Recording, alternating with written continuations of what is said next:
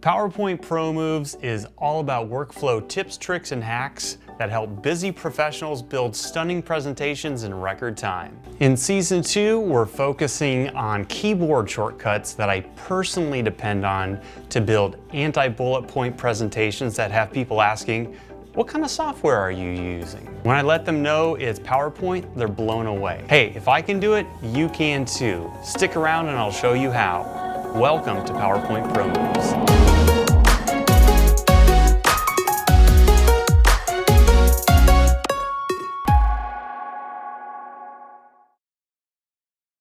Today's episode is focused in on how to rapidly zoom in and out of your slide view. I'll first cover the technical how-tos, and then I'll show you how I use this shortcut in Motion to build both a stunning company intro and also what I call an anti-bullet point approach. Let's get started. First, let's talk about the technical part here, and this is about a 10-second tutorial. First of all, you're going to need a mouse that has this little wheel to it, and you need to have a keyboard that has the control key. So the technical tip is this: to zoom in and out of your slides very rapidly, hold down the control key while using your wheel mouse, and you just zoom right in and out.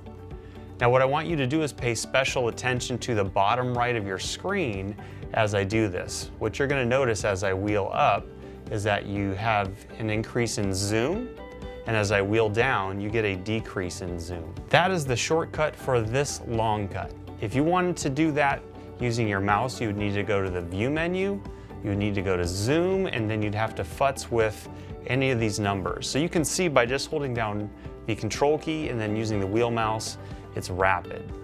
So you can go all the way up to 400% or all the way down to 10% based on your preference.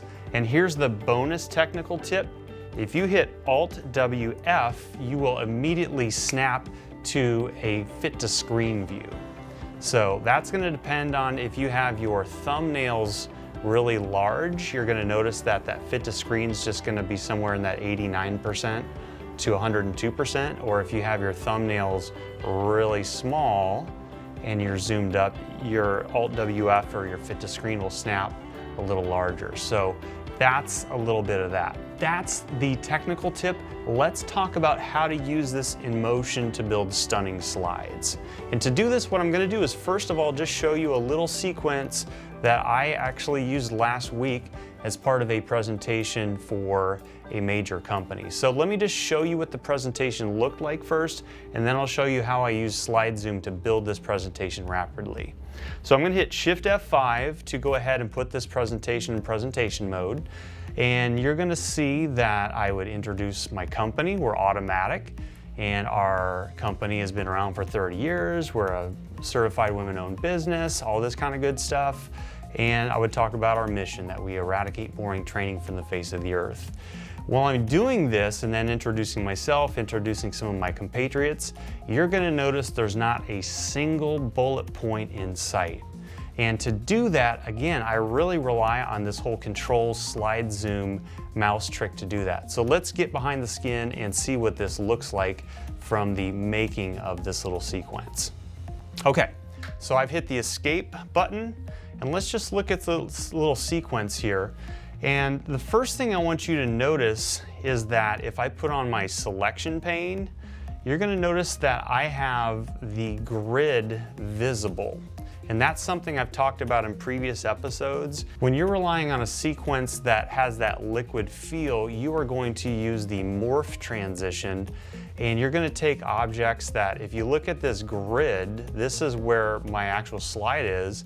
My image is way larger than my slide because I am thinking about not only the offstage area, that's the gray area, but also the onstage area. If I use that little snap view right there, is right here, this amount.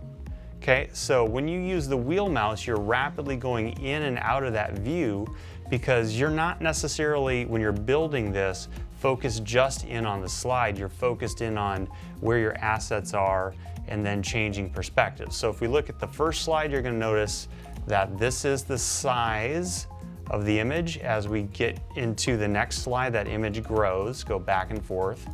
And then on the third slide in that sequence, you're going to see that image changes again. So in motion, that gave that background a little texture, and what we're getting is what's called parallax scrolling, where you have multiple elements changing shape, perspective, and position at one time. And it adds that Hollywood level effect, but you can do it in PowerPoint when you pair morph and also think outside the box a bit, or really in this essence, think beyond the slide parameters and use the offstage areas. So that's one example, and you can see to do this, I have to use the wheel mouse quite a bit to just really get my bearings in terms of what I'm doing. So I promised you a second one, that's the company intro sequence. Let me show you an anti-bullet point slide approach and how I pair visuals and also really depend on this whole concept of the slide zoom to make it happen efficiently. Okay, so let me put this into show mode. Again, I'm hitting Shift F5 to put the current slide into presentation mode. So here's the sequence. You're gonna notice that we have a few bullet points coming in terms of how we're referencing the benefits of this software, but you notice behind that, the background texture is changing, we're having shapes coming in, and what I'm doing is using more of a bar chart, a horizontal bar chart type effect to make that happen. So when we peel back and look at the production side of this, what you're gonna notice, if I'm just snapped to the actual window, I'm really constraining my opportunities to create a really dynamic presentation. But when I use Control Wheel Mouse to zoom out, you're gonna notice I have various text boxes with what I've done is put a little shape outline on the text box so it looks like a horizontal bar chart on the slide. And if I go to the next slide, you're gonna notice I have a couple of more, what would traditionally be bullet points hidden off stage, almost like you're in a theater production.